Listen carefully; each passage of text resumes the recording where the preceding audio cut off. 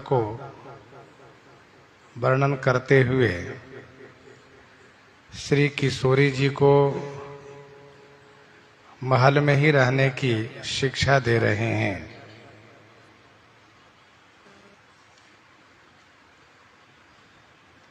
सरकार कहते हैं कि वन की सुधि आने से बड़े बड़े धीर लोग डर जाते हैं और आप मृगलोचनी हैं तथा आपका स्वभाव भीरु है। भीरु माने डरपोक, डरने वाला।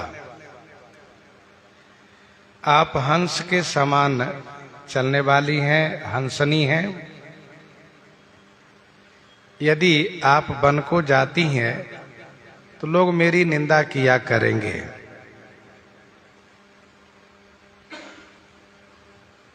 जो हंसनी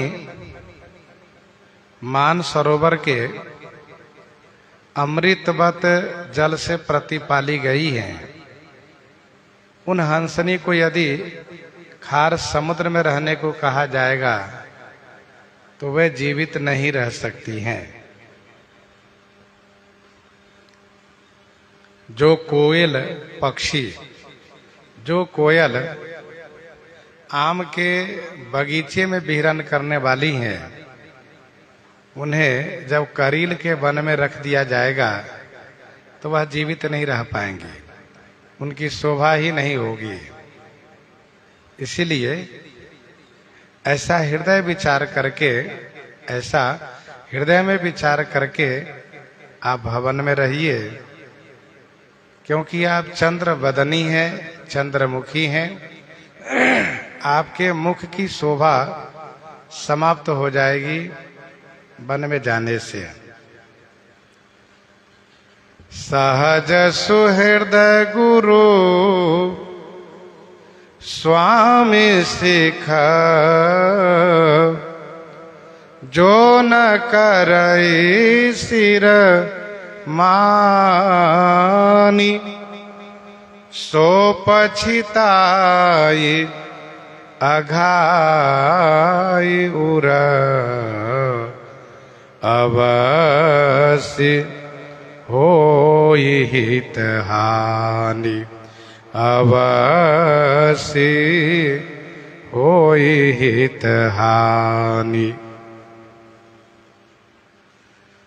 सहज सुहृद गुरु स्वामी सिखा, जो न करई सिर मानी।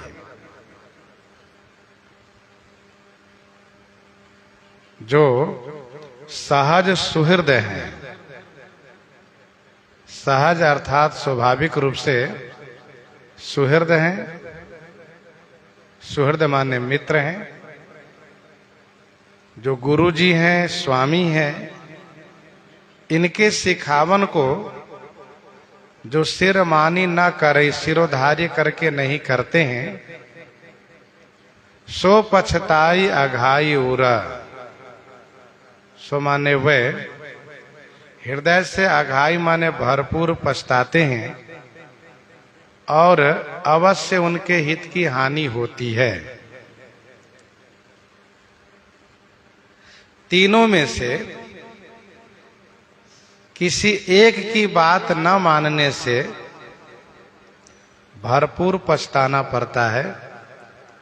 और यहाँ पर तीनों का एक ही मत है कि आप घर में रहें, और यदि आप घर में नहीं रहती हैं तो आपको भी भरपूर पछताना पड़ेगा। सरकार कहते हैं कि सहज सुहृद स्वामी मैं हूं और गुरु के जगह पर माता पिता है, आपके सास ससुर हैं। सुने मृदु बचन मनोहर, पिए के लोचन ललित भरे जल सिए के। सुनि मृदु बचन मनोहर, पिए के लोचन ललित भरे जल सिए के। सुने मृदु बचन मनोहर पिय के, लोचन ललित भरे जल सिए के। पिय के मृदु और मनोहर वचन सुनकर सिए के श्री सीता जी के ललित लोचन जल भरे। ललित लोचन माने सुंदर नेत्र में जल भराए।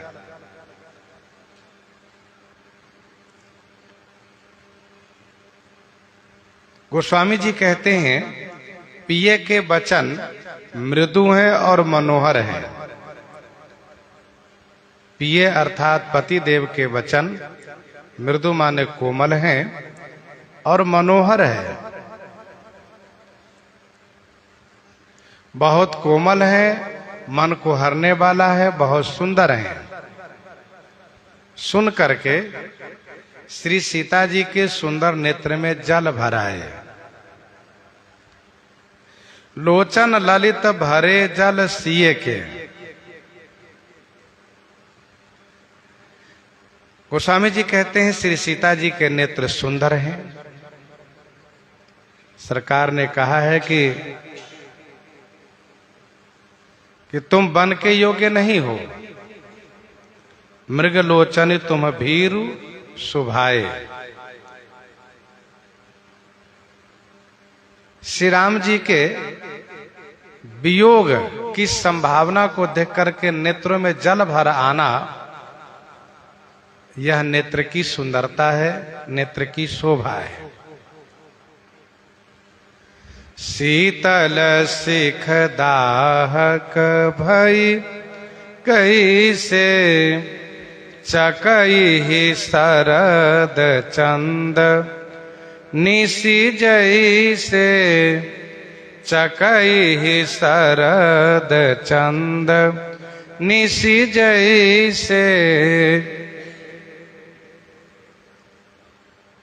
श्री राम जी का शिखावन शीतल है। वह शीतल शिखावन कैसे दाहक भई। जो शीतल शिक्षा है वह हृदय को जलाने वाली कैसे भई। दाहक माने जलाने वाली। तो जैसे चकई ही माने चकवी को शरद पूर्णिमा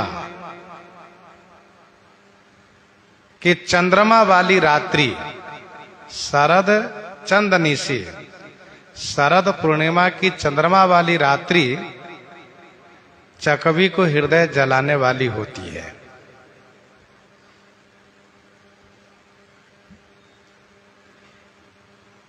श्री राम जी का मुख चंद्रमावत है।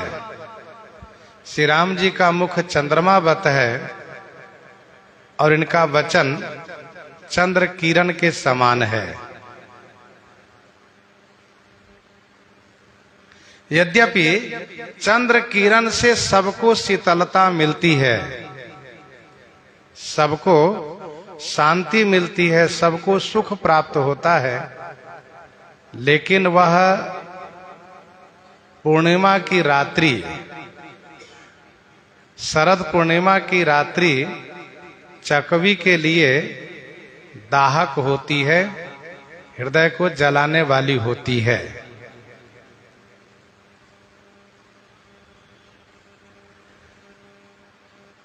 कहने का अभिप्राय यह है कि शरद पूर्णिमा की रात्रि भले ही सबके लिए सुखद है, लेकिन चकवी को चकवा से वियोग कराने वाली रात्रि है। इसीलिए वह चकवी के लिए दुखप्रद, तापप्रद, संतप्त करने वाली रात्रि है। वैसे ही श्री राम जी की शिक्षा भले ही सुखद है, औरों को बहुत सुखद है, लेकिन श्री किशोरी जी के लिए दाहक इसलिए है क्योंकि श्री किशोरी जी को यह शिक्षा वियोग कराने वाली है। शशिकर छुअत बिकल जिमी को उतर नयाव बिकल बैदेही तजन चहत सुचि स्वामी सनेही तजन चहत सुचि स्वामी सनेही उतरन आव बिकल बैदेही। उतरु न आव, उत्तर देते नहीं बन पा रहा है। वैदेही श्री विदेहनंदिनी जी बहुत व्याकुल हो गई हैं। मन में सोच रही हैं कि मेरे सुचि सनेही स्वामी तजन चाहत, मेरे पवित्र और स्नेही स्वामी त्यागना चाहते हैं। इसी बात को लेकर के श्री विदेहनंदिनी जी विशेष व्याकुल होती जा रही हैं। उतरुन आब बिकल वैदेही तजन चाहत सुचि स्वामी स्नेही।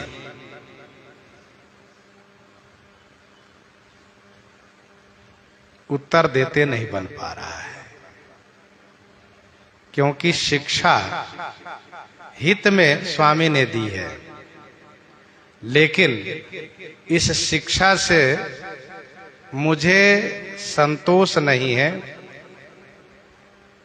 मुझे शांति नहीं है। मेरे पवित्र और स्नेही स्वामी किशोरी जी विचार करती हैं कि मेरे स्वामी पवित्र हैं और स्नेही हैं। मन में सोच रहे हैं कि वैदेही बन के कलेश को सह नहीं पाएंगी, इसीलिए मुझे त्यागना चाहते हैं। तजन चाहत सुचि स्वामी स्नेही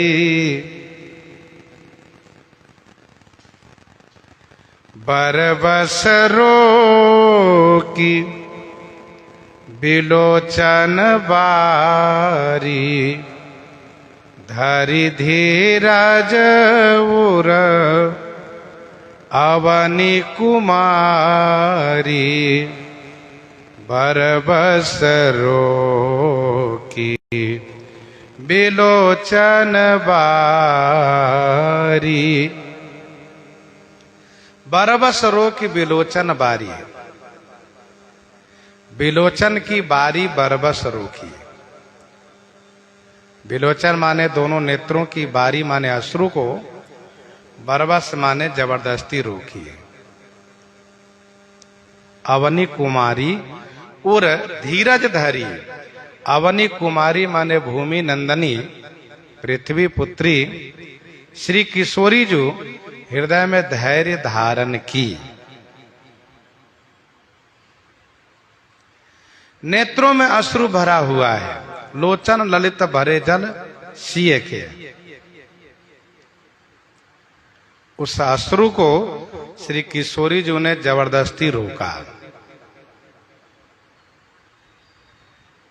प्रार्थना करना चाहती है, इसलिए भारी धैर्य धारण की। गोस्वामी जी कहते हैं अवनी कुमारी। अवनी कुमारी कहने का भाव यह है कि पृथ्वी सर्वसहा है, सब कुछ सहती हैं। उसी प्रकार से श्री किशोरी जी सब कुछ सहने के लिए तैयार हैं।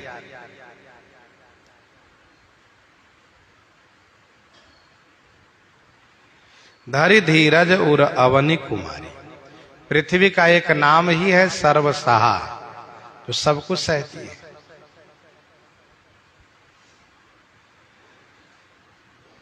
पृथ्वी धैर्य भी बहुत धारण करती है। उनकी बेटी होने के नाते धैर्य धारण किया। धरणी सुता धीरज धरेऊ, धरणी सुता धीरज धरेऊ, समय सुधर्म विचारी। तो बरबस रोकी बिलोचन बारी, धरि धीरज उर अवनी कुमारी। लागी सासु पग कह कर जोरी, क्षमा भी देवी बड़ी अविनय मोरी। लागी सासु पग कह कर जोरी, क्षमा भी देवी बड़ी अविनय मोरी। सासु पग लागी कर जोरी कह देवी, मोरी बड़ी अविनय क्षमवी। श्री सासू मां के चरण में वंदन प्रणाम किए और हाथ जोड़ लिए। कहने लगी कि हे देवी, मेरी बड़ी अविनय, अविनय माने ढिठाई, मेरी बड़ी धृष्टता को, ढिठाई को क्षमा भी माने क्षमा कीजिएगा।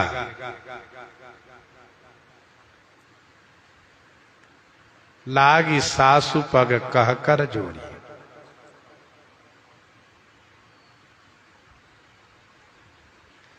श्री कौशल्या माता जी ने वन की दुर्गमता कह करके श्री सीता जी को घर में रखने से मुझे बड़ा अवलंब होगा, यह बात कही थी। श्री रघुनाथ जी माता श्री कौशल्या जी की बात को ध्यान में रख करके वन की दुर्गमता को कहते हुए और धर्म के फल आसानी से प्राप्त करने के लिए घर में रहने के लिए सिखावन दिए। तो श्री किशोरी जो सर्वप्रथम माता श्री कौशल्या जी से ही प्रार्थना कर रही हैं, फिर इसके बाद स्वामी से प्रार्थना करेंगे। लागी सासु पग कह कर जोरी।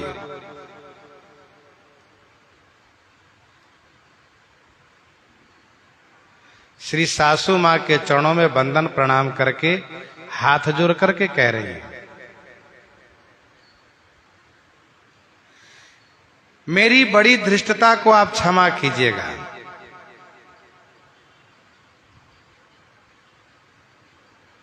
कहने का भाव यह है कि मैं जो कुछ कह रही हूं वह मेरी बड़ी धृष्टता होगी। अच्छा, श्री किशोरी जी अभी तक बोली नहीं थी, अब बोलने जा रही है। जिस प्रकार से श्री राम जी को माता जी के सामने में बोलने से संकोच लग रहा था, बोलने में संकोच लग रहा था, वैसे ही श्री किशोरी जी को भी बोलने में संकोच लग रहा है। मातु समीप कहत सकुचाई, दोनों में वह बातें हैं, दोनों को संकोच है। इसलिए किशोरी जी कहती हैं कि मेरी बड़ी ढिठाई को क्षमा कीजिएगा, मैं कुछ निवेदन कर रही हूं। देने प्राणपति मोहि सिख सोई, देने प्राणपति मोहि सिख सोई, जेहि विधि मोर परम हित होई, जेहि विधि मोरी परम हित होई। किशोरी जी श्री रघुनाथ जी की बात को समर्थन करती हैं और यही नियम है। कोई जब कुछ कहते हो तो उनकी बात को पहले अनुमोदन करना चाहिए, एकदम से खंडन नहीं कर देना चाहिए। पहले समर्थन करके फिर अपनी बात कहनी चाहिए। श्री किशोरी जी कहती हैं कि मेरे प्राण नाथ हैं, मेरे प्राणों के नाथ हैं, मेरे स्वामी हैं, प्राणपति हैं। इसीलिए मेरे प्राण की रक्षा हेतु उन्होंने वही शिक्षा दी है, जही विधि मोर परम हित होई, जिस प्रकार से मेरा परम हित हो।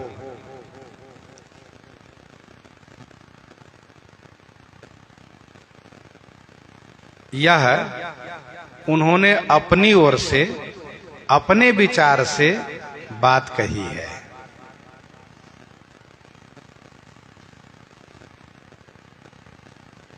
किसका हित किस प्रकार से होगा, इस संदर्भ में और लोग भी अपना विचार व्यक्त करते हैं, लेकिन साथ साथ वह व्यक्ति भी विचार कर सकता है कि मेरा हित किस प्रकार से होगा। किशोरी जी कहती हैं कि उन्होंने मेरे परम हित को ध्यान में रखते हुए अच्छी शिक्षा दी है, जिसमें कि मेरा लोक और परलोक दोनों बने। इन बातों को उन्होंने ध्यान में रखा है। परंतु मैं पुण्य समूझी दिख मन माही, पिए वियोग सम दुख जग नाही, पिए वियोग सम दुख जग नाही, मैं पुण्य समूझी दिख मन माही। मैं पुण्य माने मैंने भी, मन माही समूझी दीख, मैंने भी अपने मन माही माने मन में समझ करके देखा है। मेरे स्वामी बन के सब दुख सुना दिए, लेकिन मुझे एक ही बात समझ में आई कि जितने दुख मेरे स्वामी सुनाए हैं वह सभी दुख एक तरफ हो और पिए वियोग जन्य दुख एक तरफ हो, तब भी इस दुख की तुलना वह सभी दुख मिलकर के नहीं कर सकते।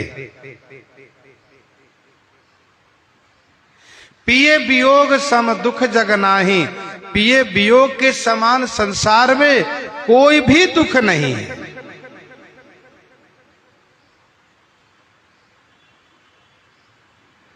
संसार में स्त्री के लिए यदि सबसे बड़ा दुख कोई है तो वह है पिए का वियोग होना, पति से विछोह होना, यह सबसे बड़ा दुख है। आगे किशोरी जी कहेंगे, बन दुख नाथ कहे बहु तेरे, भय विषाद परिताप घनेरे, लेकिन प्रभु वियोग लवलेश समाना, सब मिली हो ही न कृपा निधाना।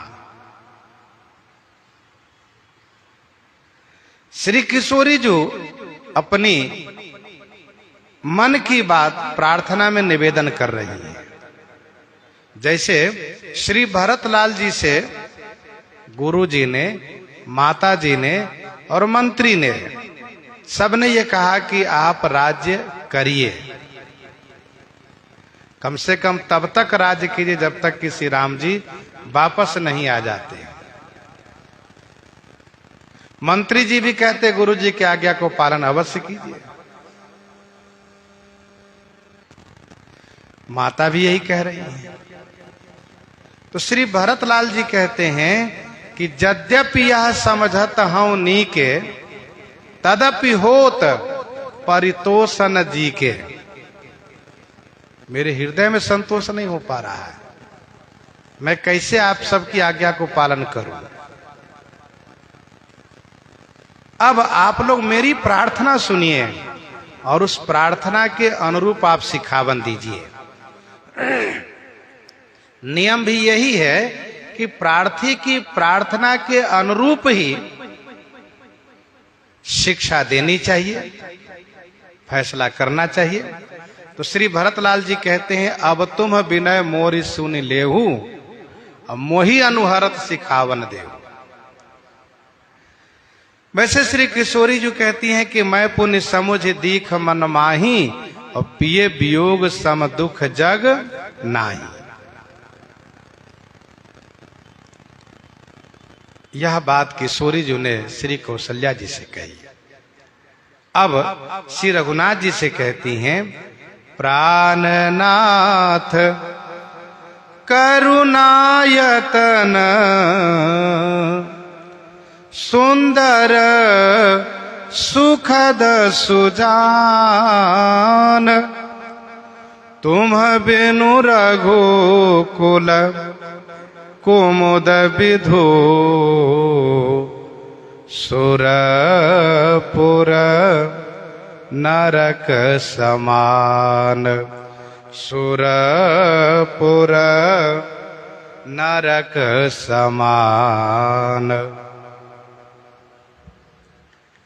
प्राणनाथ करुणायतन, हे मेरे प्राण के नाथ, हे करुणायतन माने करुणा के स्थान, करुणा की मूर्ति,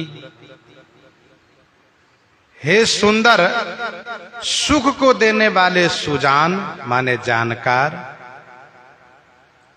हे मेरे स्वामी,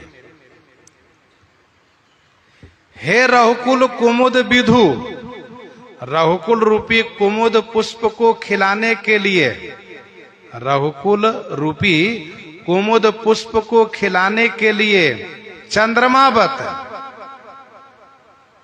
तुम बिनु सुरपुर नरक समान, आपके बिना सुरपुर माने स्वर्ग मेरे लिए नरक के समान है। आपके बिना मेरे लिए स्वर्ग भी नरक के समान है, जिसका मतलब यह है कि यदि आप साथ में हैं तो नरक भी मेरे लिए स्वर्ग के समान है। ये इसका मतलब है।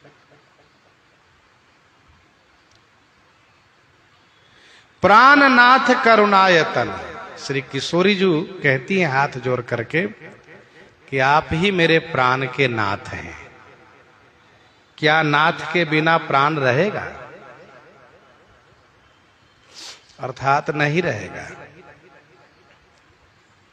आप करुणायतन हैं, करुणा के स्थान हैं, मेरे ऊपर करुणा कीजिए, दया कीजिए। करुणामय रघुनाथ गोसाई, बेगी पायहि पीर पराई। आप सुंदर सुख को देने वाले हैं, आप सुंदर सुख को देने वाले हैं। सुजान माने जानकार हैं, राम सुजान जान सभी के, राम सुजान जान सभी के। तुम बिनु रघुकुल कुमुद विधु, आप सूर्य कुल रूपी कुमुद पुष्प को खिलाने के लिए चंद्रमा बते हैं। आपके बिना मुझे स्वर्ग भी नरकई है। श्री राम जी ने ये कहा है कि गुरु श्रुति सम्मत धर्म फला पाइए बिनहि कलेश, गुरु श्रुति सम्मत धर्म फला पाइए बिनहि कलेश। अर्थात गुरु श्रुति सम्मत जो धर्म फल है वह स्वर्ग है, वह बिना क्लेश से ही प्राप्त किया जा सकता है। श्री किशोरी जी कहती हैं कि आपके बिना मुझे स्वर्ग भी नरक के समान है। वास्तव में जो भगवान के अनुरागी हैं, भगवत प्रेमी हैं, उनको अपने स्वामी अपने नाथ श्री रघुनाथ जी के बिना कहीं सुख प्राप्त नहीं हो सकता। ब्रह्मादिक भोग सब, ब्रह्मादिक भोग सब विष सम लागत ताहि, नारायण रघुचंद के लगन लगी है जाहि। नारायण रघुचंद के लगन लगी है जाहि। मातो पिता भगनी प्रिय भाई, मातो पिता भगनी प्रिय भाई, प्रिय परिवार सुहृदय समुदाय, मातो पिता भगनी प्रिय भाई। एक स्त्री के जीवन में दो संबंधी होते हैं, एक तो उनके मैके के नैहर के और दूसरे उनके ससुराल के संबंधी होते हैं। श्री किशोरी जी दोनों संबंधियों को गिना रही है। नैहर के संबंध के लोग माता पिता, भगनी माने बहन, प्रिय भाई, प्रिय परिवार, प्रिय परिवार और सुहृद समुदाय। सुहृद माने मित्र सखी सहेली के समूह। माता पिता बहन, प्रिय भाई, प्रिय परिवार। प्रिय परिवार जितने हैं, जैसे कि बहनोई है, फूफा है इत्यादि है, जो सगे संबंधी है। और भी जो परिवार के सदस्य लोग हैं, सुहृदय माने मित्र वर्ग हैं, समुदाय माने समूह। ये मैके के संबंधी हैं। और ससुराल के कहा सासु ससुर गुरु सजन सहाई, सुत सुंदर सुशील सुखदाई, सुत सुंदर सुशील सुखदाई, सासु ससुर गुरु सजन सहाई। सास ससुर, गुरु से गुरुजन अथवा गुरु से वे जो पति के बड़े भाई हैं, जिन्हें जेठ कहते हैं। सजन माने जो संबंधी लोग हैं, नातेदार, जैसे कि दामाद हुए, ये नातेदार में होते हैं।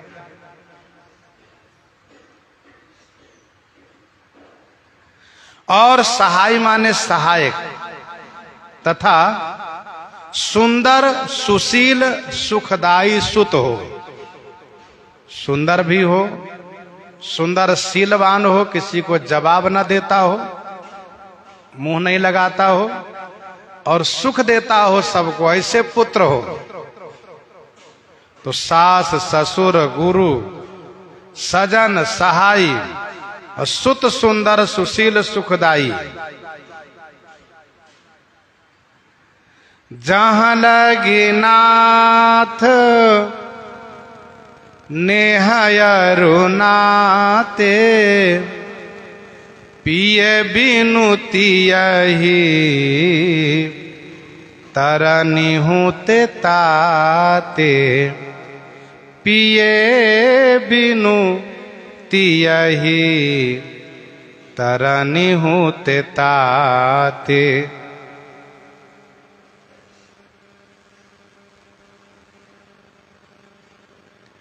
हे नाथ, जहां लगी माने जहां तक, नेह अरु नाते, नेह माने स्नेही है, प्रेम करने वाले हैं और नातेदार हैं।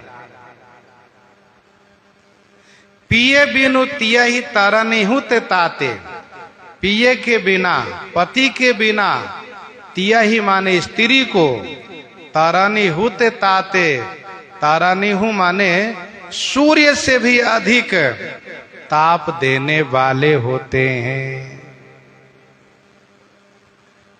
पति के बिना स्त्री के जीवन में, चाहे वह नैहर के संबंधी हो चाहे ससुराल के संबंधी हो, सूर्य के समान ताप ही दिया करते हैं।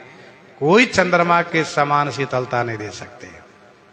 सब बोली बोलते हैं, सब जलते हैं, सब चाहते हैं कि मर जाए। इसीलिए पिए बिनु तिया हो तरानी होते ताते, जहां लगी नात नेह अरु नाते। जिस प्रकार से जब तक जल है तभी तक सूर्य कमल को पोषण करता है, यदि पानी सूख गया तो वही सूर्य अपनी तीक्ष्ण किरणों के द्वारा कमल को जला देता है।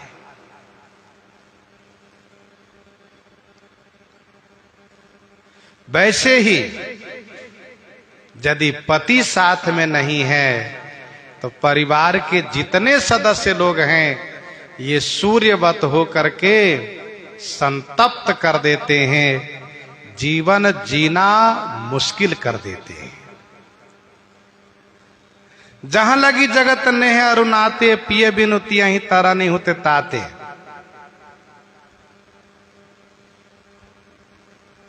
सब जगता ही अनल हुत ताता। ताते माने संतप्त होना, ताप देना। अच्छा, सूर्य 12 हैं, 12 आदित्य कहे जाते हैं। जैसे 11 रुद्र है, 8 वसु हैं, वैसे 12 आदित्य हैं। श्री किशोरी जी ने मायके और ससुराल के लेकर के 12 संबंधियों को गिनाया। माता पिता भगनी प्रिय भाई, ये प्रिय परिवार और सुहृद समुदाय, सास ससुर गुरु सजन सहाय और सुंदर सुशील सुखदाई सुत, ये 12 संबंधियों को नाम किशोरी जी ने लिया है। किशोरी जी ने स्पष्ट किया कि स्त्री को पति के बिना न तो मायके में कोई सुख देते हैं न ससुराल में कोई सुख देते हैं। भले ही मायके में नैहर में उनके सब भड़े पड़े हो, जैसे कि माता है, पिता है, बहन है, भाई है, प्रिय परिवार है, मित्र समूह है, सखी सहेली हैं, ससुराल में सास हैं, ससुर हैं, जेठ हैं, संबंधी नातेदार हैं, सहायक हैं, बेटा है, लेकिन कोई भी उनके लिए वह सुख नहीं दे सकते। पिए बिनु तिया हो तारा नहीं होते ताते। स्वामी तन धन धाम, तन धन धाम, धरणीपुर राजू, पति विहीन सब शोक समाजू, पति विहीन सब शोक समाजू। एक स्त्री के लिए पति ही गति है, उनके पति ही उनके सब कुछ है जीवन में। तन धन धाम धरणीपुर राजू, तन शरीर, धन संपत्ति, धाम माने घर मकान महल, धरणी खेती जमीन, पूर्ण राज्य, पूर्ण राजधानी राज्य, पति विहीन सब शोक समाजू, पति के बिना स्त्री के लिए सब शोक का समाज है, शोक का समूह है, केवल शोक ही शोक देने वाला है। उनका तन, उनका धन, उनका धाम, उनकी धरनी, उनका पुर, उनका राज्य सब सुखप्रद है। सरकार ने कहा है, भूमि शयन बलकल बसन, असन कंद फल मूल, ते की सदा सब दिन मिलही, सबोई समय अनुकूल। श्री किशोरी जी कहती हैं कि स्वामी आपने कहा कि ते की सदा सब दिन मिलही, सबोई समय अनुकूल। भले ही बाहरी सुख सब दिन न मिले, लेकिन पति के दर्शन तो नित्य होंगे, पति तो हमेशा साथ में रहेंगे। पति के बिना स्त्री के तन धन धाम धरनी पुर राजू, पति विहीन सब शोक समाजू। पति नहीं है तो ये कोई भी उन्हें अंतःकरण को सुख नहीं पहुंचा सकते। उनका जीवन बड़ा कठिन होता है। तन धन धाम धरन पुर राजू। और इतना ही नहीं, भोग रोग सम भूषण भारू, जम जातना सरिस संसारू, जम जातना सरिस संसारू।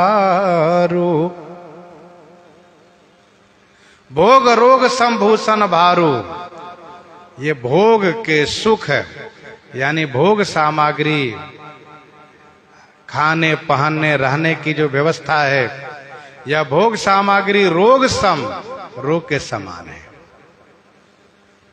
स्त्री के लिए पति के बिना भोग रोग सम और भूषण भारू, उनके आभूषण भारू माने बोझ होता है केवल। किस काम का भूषण? सरकार ने कहा कि भूमि शयन बलकल बसन, असन कंद फल मूल। इन्हीं के उत्तर में कह रही है, भोग रोग संभूषण भारू, भोग रोग के समान होता है। जैसे रोग से मनुष्य पीड़ित होता है, रोग को कोई नहीं चाहता कि हमारे जीवन में रोग आवे, वैसे स्त्री के लिए पति के बिना सारे सुख रोग के समान है। रोग बत उसे पीड़ित करता है। आभूषण बोझ है, उनको बोझ महसूस होता है। और जम जातना सरिस संसारू, संसार उनके लिए जम जातना के समान होता है। संसार जम जातना बत होता है।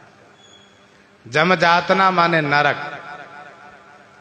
जहां यम द्वारा, यमदूतों द्वारा यातना दी जाती है, कष्ट दिया जाता है, वह जम यातना सरिस संसारू।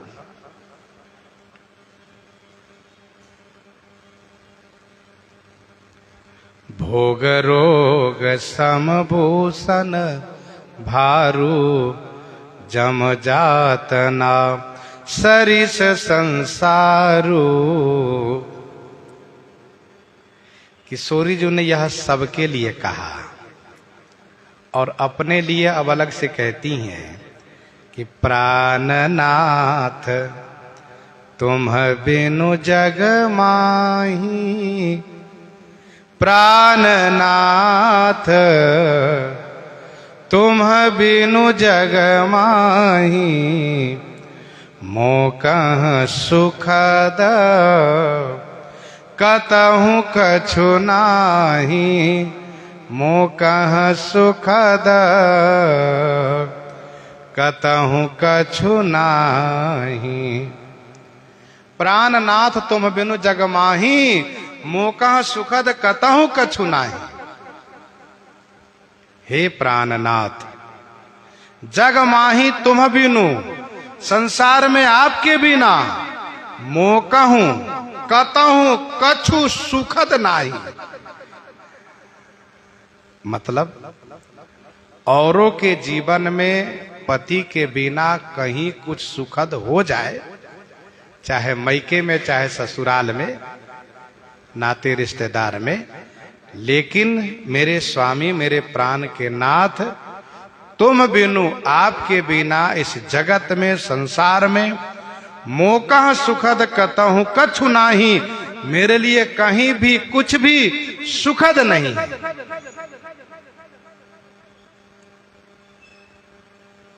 ध्यान दीजिएगा, इसी पतिव्रत धर्म को विचार करके श्री कौशल्या जी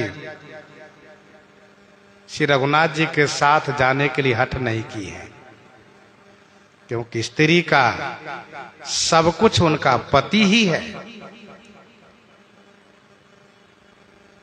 कुछ लोग कहते हैं गोस्वामी जी श्री कौशल्या जी श्री सीता जी की कल्पना अपनी ओर से किए हैं। जो महर्षि वाल्मीकि जी ने श्री कौशल्या जी श्री सीता जी को वर्णन किया है, वह श्री कौशल्या जी श्री सीता जी मानस में नहीं है। लोग इस प्रकार से कहते हैं। वाल्मीकि रामायण की श्री कौशल्या जी श्री सीता जी जिस तरह से कह रही हैं, उस प्रकार से मानस की श्री कौशल्या जी श्री सीता जी नहीं कह रही हैं। यहाँ की श्री कौशल्या जी श्री सीता जी जिस प्रकार से कह रही हैं, एक विशेष नारी जगत के लिए शिक्षाप्रद है। नारी को विषम परिस्थिति में, कठिन परिस्थिति में अपने पति के ही साथ देना चाहिए, पति के ही साथ रहना चाहिए। यही श्री कौशल्या जी कर रही हैं, यही श्री सीता जी कर रही हैं।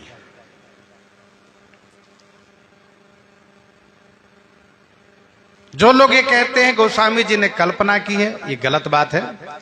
महर्षि वाल्मीकि जी महाराज जिन श्री कौशल्या जी श्री सीता जी के बारे में कह रहे हैं, वो भी बिल्कुल सत्य है, क्योंकि महर्षि ने ध्यान करके सब देखा है, फिर लिखा है, देख करके उन्होंने लिखा है। गोस्वामी तुलसीदास जी महाराज ने अपने गुरु परंपरा से जो सुना है, उसको गोस्वामी तुलसीदास जी ने लिखा है।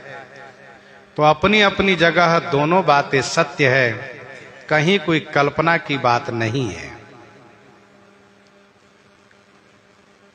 महर्षि वाल्मीकि जी एक कल्प की कथा लिख रहे हैं, और गोस्वामी जी जिस कल्प की कथा लिख रहे हैं उसमें एक कल्प की बात नहीं कह सकते हैं, क्योंकि गोस्वामी तुलसीदास जी जो कथा प्रस्तुत कर रहे हैं वह श्री शंकर जी द्वारा रचित हैं, श्री कागभूषुंडी जी द्वारा वर्णित हैं। और श्री शंकर जी श्री कागभूषुंडी जी ऐसे महापुरुष हैं कि बहुत बार श्री रामचरित का अवलोकन किए हैं। श्री कागभूषुंडी जी तो अपने बारे में कहते हैं, यहाँ बसत मोहि सुन खग ईसा, बीते कल्प 7 अरु 27 कल्प बीत गए। तो इसका मतलब यह है कि 27 बार तो श्री रामचरित श्री कागभूषुंडी जी ने देखा है। और भगवान शंकर जी के बारे में तो निर्णय नहीं किया जा सकता है कितने बार देखे हैं वे, क्योंकि जब जब श्री रामावतार होता है, भगवान शंकर जी स्वयं अयोध्या जी आते हैं अपने चेला कागभूषुंडी जी के साथ में। तो भगवान शिव भोलेनाथ विभिन्न कल्पों की कथा को समन्वय करते हुए विशेष रूप से लोक कल्याणार्थ श्री राम कथा की रचना करते हैं। वही कागभूषुंडी जी को सुनाते हैं। कागभूषुंडी जी को बहुत अच्छा लगता है। उनसे याज्ञवल्क्य जी पाते हैं, याज्ञवल्क्य जी की परंपरा में फिर भरद्वाज जी, फिर गोस्वामी तुलसीदास जी के गुरु जी, फिर गोस्वामी जी को कथा मिलती है। कल्प भेद हरिचरित सुहाए, गोस्वामी जी ने यह भी कहा है। तो श्री किशोरी जी कहती हैं कि हे मेरे प्राणनाथ, आपके बिना पूरे संसार में मेरे लिए कहीं भी कुछ भी सुखद नहीं है। कहूं कछु सुखद नहीं, कहीं नहीं। जिए बिनु देह नदी बिनु बारी, तैसी ये नाथ पुरुष बिनु नारी। जिए बिनु देह नदी बिनु बारी, तैसी ये नाथ पुरुष बिनु नारी।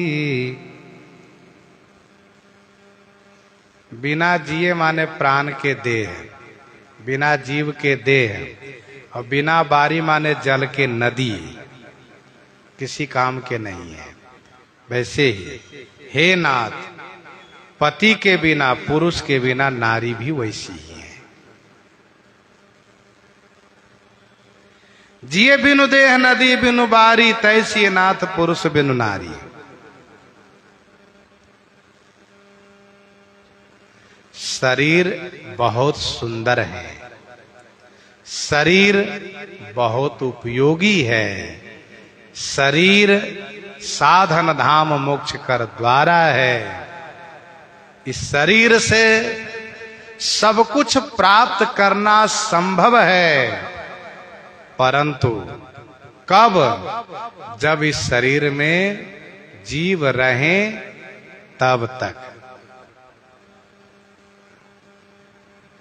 शरीर से जीव निकल गया तो, प्राण निकल गया तो कहा कुछ भी आशा मत करो, कुछ नहीं मिलने वाला है। वैसे ही नदी एक विशेष उपयोगी है, सबके लिए सुखद है। संत बिटप सरिता गिरिधरणी परहित हेतु सबन कई करनी। लेकिन नदी में पानी ही न हो, बारी ही न हो तो किसी को कोई लाभ नहीं होने वाला है।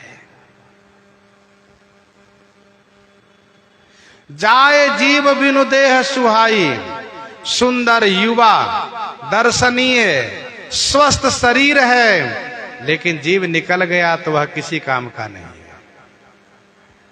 क्या कहोगे उसे? मुर्दा, मृतक, शव, यही तो कहोगे। और नदी में यदि जल नहीं है तो भयावह है, किसी काम का नहीं है। शरीर से जीव निकल जाने के बाद, प्राण निकल जाने के बाद उसे अशुद्ध माना जाता है, पवित्र माना जाता है। बिना व्यवस्था किए, बिना सुरक्षा किए यूं ही रख दीजिए मृत शरीर को, तो दूसरे दिन से देखने लायक भी नहीं रहेगा। पास में जा नहीं सकते, ये दशा हो जाएगी शरीर की। शरीर के अंदर जीव है, भले बीमार है, कैसे भी पड़ा है, जा सकते हो पास में, लेकिन जीव निकलने के बाद शरीर मुर्दा हो गया, वह शरीर अपवित्र हो गया, वह शरीर अपवित्र हो गया, वह स्थान जगह अपवित्र है, उनसे जुड़े लोग अपवित्र हो गए। अब जब तक उसका संस्कार न हो जाए, स्नान आदि न हो जाए, शुद्धिकरण न हो जाए, तब तक वह परिवार अपवित्र अशुद्ध है। अब जरा सोचिए, शरीर आत्मा के बिना कितना अपवित्र हो गया, कितना अमंगल हो गया कि उनसे जुड़े लोग सब अब अपवित्र हो गए।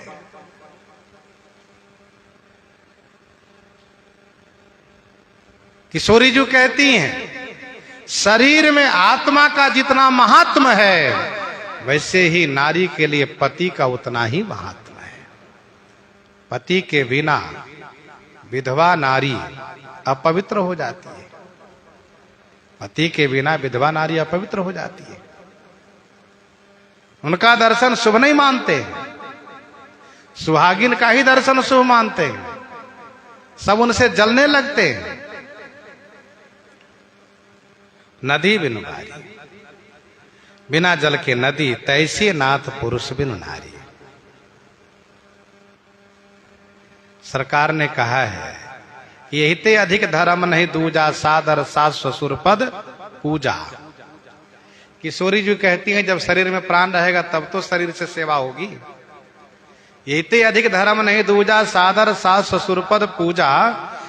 इसके उत्तर में श्री किशोरी जी कहती हैं कि शरीर में जब आत्मा रहेगी, जीव रहेगा, तभी तो शरीर से सेवा होगी, तभी तो देह शोभनीय होगी। जब शरीर में प्राण नहीं रहेगा, शरीर से सेवा कैसे होगी? मतलब जब आप मेरे प्राण रूप ही साथ में नहीं रहेंगे तो ये शरीर तो मृतक हो जाएगा। इस शरीर से सेवा कैसे हो पाएगी? स्त्री के लिए एक ही धर्म एक व्रत नेमा, काय वचन मन पति पद प्रेम।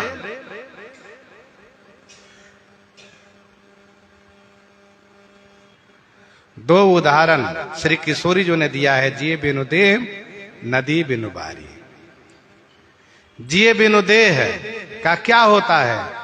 जला दिए जाते हैं। वैसे विधवा होने पर नारी सती हो जाती थी, एक विकल्प यह है। और दूसरा विकल्प नदी बिनु बारी। नदी बिनु बारी बत क्या करना चाहिए? तो वह संयम पूर्वक, ब्रह्मचर्य पूर्वक, तपश्चर्या पूर्वक जीवन जी लेती है नारी। पति के बिना नारी का दो ही विकल्प बचता है, या तो वह पति के साथ सहगमन करती हैं, या तो वह संयम पूर्वक, तपश्चर्या पूर्वक जीवन यापन करके वे जीवन जी लेती है। लेकिन नदी बिनु बारी से किसी का उपकार नहीं हो सकता। वैसे वे उपकार नहीं कर सकती, वो केवल तपश्चर्या पूर्वक जीवन जी सकती है। ये दो उदाहरण है यहां पर, जिए बिनु देह नदी बिनु बारी। अब इसके बाद कहती है, नाथ सकल सुख, नाथ सकल सुख साथ तुम्हारे, नाथ सकल सुख साथ तुम्हारे, शरद विमल विधु बदन निहारे, शरद विमल विधु बदन निहारे, नाथ सकल सुख साथ तुम्हारे। हे मेरे नाथ, शरद विमल विधु बदन निहारे, तुम्हारे साथ सकल सुख। हे नाथ, शरद ऋतु के, शरद पूर्णिमा के, विमल विधु माने निर्मल चंद्रमावत, आपके बदन माने मुख के दर्शन करके, आपके साथ रहने से मुझे सारे सुख प्राप्त होंगे। नाथ सकल सुख साथ तुम्हारे, शरद विमल विधु बदन निहारे। खग मृग परिजन नगर बन, बल कल विमल दुकूल, नाथ साथ सुर सदन सम, परन साल सुख मूल, परन साल सुख मूल। खग मृग परिजन नगर बन, बल कल विमल दुकूल। हे नाथ, आपके साथ में खग मृग यही हमारे परिजन होंगे, वन ही हमारे नगर होंगे, और दुकूल विमल माने निर्मल स्वच्छ बलकल होंगे, तथा सुख के मूल परण साल, ये सुर सदन के समान होंगे। श्री किशोरी जी बन के सुख को दर्शा रही हैं, वर्णन कर रही हैं आपके साथ में रहने से, और आपके बिना मेरे लिए कहीं भी कोई सुख है नहीं, इस बात को स्पष्ट किया है। तो श्री किशोरी जी श्री रघुनाथ जी से उनके साथ में रहने से सब सुख ही सुख है, इस बात को कह रही हैं। प्रसंग को यहीं पर हृदयांगम करते हैं। आइए श्रवण करते हैं श्री भक्तमाल जी से।